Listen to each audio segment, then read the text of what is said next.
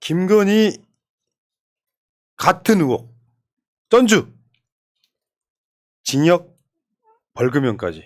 벌금형이 50억이에요, 50억. 도이치모터스 주가 조작 전주 선모 씨 벌금 50억.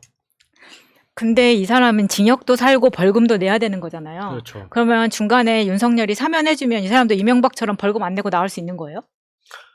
그렇죠. 사면 받으면 그렇게 될 수도 있죠. 그러니까 우리가 지금 손모 씨라고 하는 사람에 대해서 사실 처음 들어본 거기 때문에. 그러니까 이게 추징금이라는 게 있고요. 네. 추징금 무조건 내야 돼요. 근데 벌금 같은 경우는 사면 받으면 안 내도 되는 거죠. 와, 이건 그러면 그럴 수도 있는 거네. 벌금은 잘못한 죄에 대한 그 대가를 내라 이런 거고. 이 정부에서는 충분히 가능하겠네요. 추징금은 네가 얻은 수익을 다시 토해내라 이런 개념에 가깝기 때문에. 자, 근데 여기 보면은 도이치모터스 주가 조작에 동원된 전주가 91명. 그 중에서 김건희가 3위야, 3위. 계좌 수를 동원한 5명 가운데 가장 많은 계좌 수를 동원한 5명 가운데 김건희가 3위야, 3위. 그러니까 금액으로는 3위인데 1등 하고 있는 게 있습니다. 그러니까 주가 조작은 그러니까 조용하게 매집하는 1단계 작전이 있고 가격을 올리는 2단계 작전이 있잖아요. 그거를 1단계, 2단계를 구분할 수 있는데 그 양쪽 작전에 다 계좌를 빌려준 사람은 김건희가 유일합니다. 그러니까 김건희가 1등이죠. 진짜 훌륭하다. 좋겠다. 1등 먹어서. 주가 조작 핵심 공범들 사진 뭐 잠깐 보면은 이렇게 돼 있어 지금. 별게 아닌 게 아니라 민땡땡, 여러분들 그 미미모 씨라고 하는 민땡땡, 네. 이땡땡, 블랙펄 인베스트 대표. 여기서 여러분 잘 기억해 두세요. 이 사람이 나중에 얼마나 구형을 받았는지. 지금 여러분들이 보셨던 건 다 구형이에요. 범 판결 나온 거 아니에요. 그 다음에 권오수. 이 핵심 공범들이야 지금 이게. 김건희도 핵심 공범으로 의심이 되지 않아요. 근데 김건희는 수사를 안 하고 있다는 측면이 있고요. 근데 권오수는 얼마나 받았을까 구형을. 징역 8년, 벌금 150억. 아, 이거 진짜. 그러니까 저게 검찰의 장난 같은 작전일 수도 있다고 이야기들을 하잖아요. 그러니까 상징적인 사례가 그 윤석열 장모 최은순 있지 않습니까? 그게 그 요양급여 부정수급 그 20억, 23억 그 부정수급에 대해서 검찰에서 3년을 구형했는데 결과는 무죄 났잖아요. 그러니까 무죄 판결 난 그 판결문에 판사들의 의심이 들어가 있습니다. 그러니까 3년을 구형하기에는 그 공소장에 증거가 너무 부족하다. 그러니까 공소장에 있는 내용만으로는 3년이든 징역이든 줄 수 없다. 그래서 무죄를 판결한다 이렇게 나오거든요.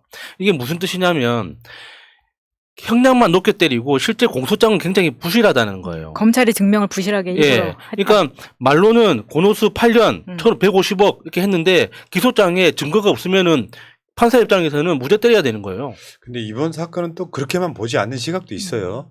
뭐냐면 그렇게만 이야기해버리면 다음 이야기할 의미가 좀 사라져서 좀 맥이 빠져 있는데 그만큼 중재라는 이야기를 일단 하고 싶은 거고 공소장이 어떻게 썼는지 모르지만 실제로 검사가 그것도 공판 검사가 했다는 말은 지금 계속 회자되고 있잖아요. 갑자기 김건희가 쑥 들어오면서 마지막 공판이었기 때문에 그 김건희를 남기려고 했다라고 하는 그거 한번 읽어주십시오. 내용이 뭐냐면 검사가 하나만 추가로 물어볼게요. 민땡땡한테 한 말이에요. 당시에 김건희 명의 대신 증권 계좌는 영업점 단말기로 김건희가 직접 직원에게 전화해 거래한 것입니다. 민땡땡이 아무 말 못해요.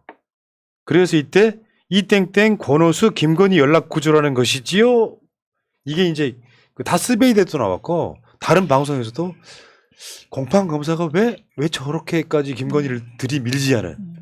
그러니까 사실 이렇게 생각해요. 우리는 권오수나 이런 사람들보다 실제로 김건희가 이들과 공모해서 주가 조작의 공범이라고 우리는 믿어 의심치 않고 있지 않습니까?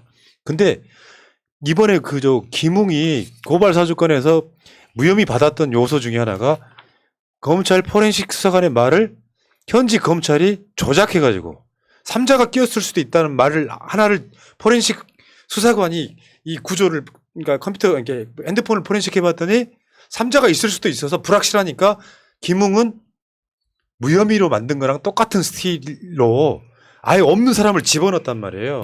근데 포렌식 수사관은 그렇게 말한 적 없는데 검사가 집어넣은 것처럼 이 경우는 정반대의 경우란 말이에요. 그래서 김건희라는 이야기를 딱 집어넣어서 이거는 보통 사건은 아니다라고 보는 시각들이 있더라 이런 얘기죠. 그러니까 굳이 검사가 꺼내지 않아도 될 얘기를 마지막 추가로 물어볼게요 하면서 김건희를 끄집어냈다라는 거는 검사 자체에 대해서 그러니까 뭔가 윤석열과 이제 등을 지는 그런 검사가 나타난 게 아니냐 이런 일각의 의견들이 그러니까 있는 검사 입장에서는 이게 이제 대통령은 5년이면 끝나지만 자기는 20년, 30년 계속 일을 해야 되잖아요. 그런데 기소장에는 김건희라는 이름은 들어가 있지 않지만 14명 모든 공범들의 기소장에 김건희라는 이름은 들어가 있지 않지만 범죄 일람표라는 표에 보면 김건희가 200번, 300번 나온단 말이에요. 그런데 그게 범죄 일람표가 뭐냐?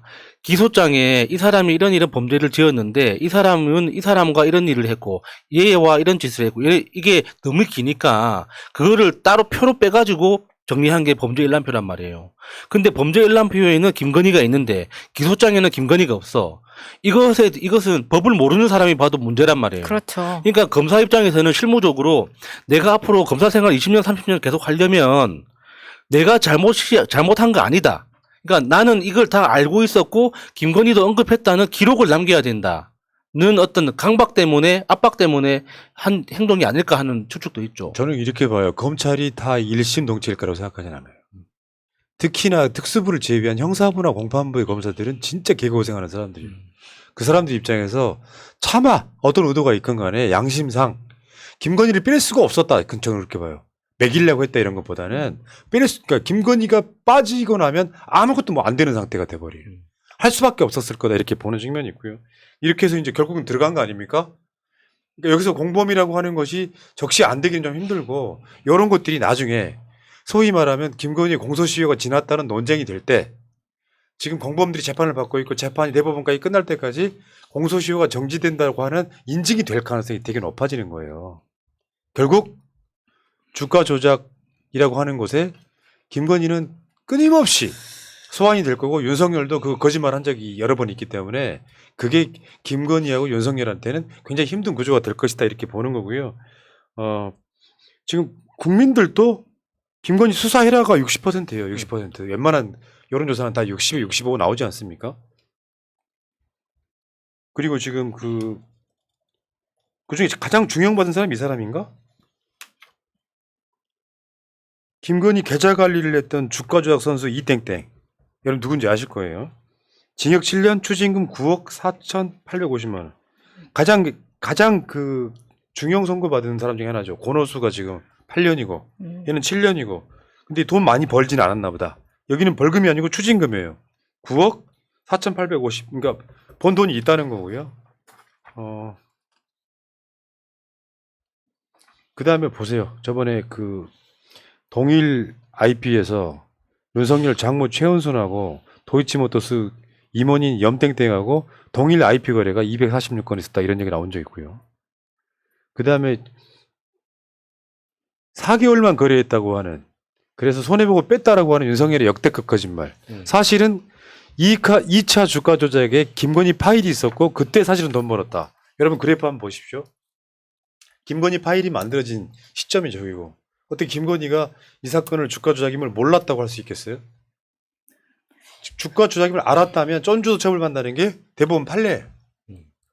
김건희 쪽에서는 몰랐다고 발뺌을 하는데 몰랐을 수가 없잖아요. 거기다가 저런 거래 정황도 굉장히 의심스럽지만 김건희가 가진 전 재산에 비해서 동원된 돈이 너무 크잖아요. 그렇지. 그렇죠. 몰빵한 거지. 그걸 어떻게 모를 수가 있습니까? 전재산 몰빵한 거지. 네. 확실하게 재산이 불려질 것을 알고 있다. 있기 때문에. 주가 조작임을 알았다. 저런 수익률 낸다 그러면 이윤정님 직업 사라지는 거지. 정상적 거래로. 그렇죠. 저런 보통 수익을 이제 낸다면. 쩐주들이 내가 가진 현금이 1,000억인데 그 중에 한 50억 빌려줬다. 그래서 그 어디다 썼는지 모른다. 이러면 말이 되죠. 그러면 저 사람은 주가 조작이 어떻게 되는지 모를 수도 있겠구나 싶은데 내 전 재산이 50억인데 그 중에 40억을 빌려줬어. 그럼 왜 어떻게 모를 수가 있습니까 그거를? 아니 그러니까 매도해라라고 문자를 보내자 7초 만에 매물이 쏟아졌다. 김건희가 직접 한 거. 김건희가 직접 안 했다 치더라도 김건희가 아예 계좌라든지 모든 무슨 뭐 다 맡기고 하게끔 도와줬다고 보는 게 일단 맞을 거 아닙니까? 이 정도면 대선 무효형도 사실 갈 수 있어야 되는데 이재명만 무슨 국토부의 협박으로 느껴졌다 이런 걸로 고소고발하면서 왜 더 큰 건은 건드리지를 못하냐고요. 대선 무효형이 나오면요. 보궐선거가 아니라 재선거가 시작됩니다. 윤석열 대선 당선은 무효라고 하면 다시 21대 대통령 선거를 지금 20대 대통령인가? 20대 대통령 선거를 다시 하게 돼요. 그건 재선거예요. 나쁘지 않네요. 뭐. 싹 지우고. 자, 여기까지 하시고요. 어쨌건 주가 조작의 수렁에 빠졌어, 김건희 부부는. 윤석열 부부가 아니야. 김건희 부부야, 내가 봤을 때. 그래서 수렁에 빠져가지고 계속 헤맬 거예요. 저거 처리하기 힘들어요. 결국 자기들이 망하는 길일 거고. 우리가 표절이 아니다라고 국민대가 살짝 발표했을 때도 우리가 논란이 있었잖아요.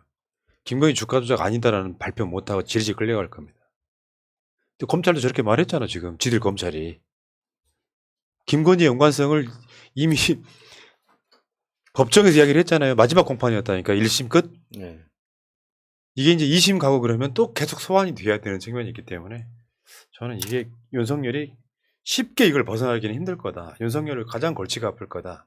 한편으로는 내가 괜히 이거랑 결혼해가지고 내가 이런 스트레스를 받네 할 가능성이 되게 높다. 참. 그래도 오빠는 내 덕분에 대통령 된 거야.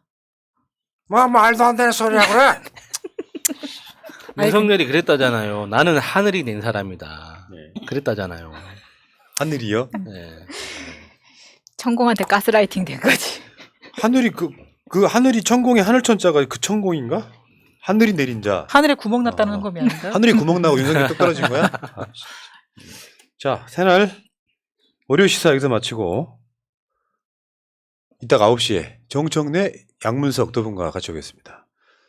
이따 뵙겠습니다. 세 분 고생하셨고요. 다음에 봬요. 네, 고맙습니다. 감사합니다.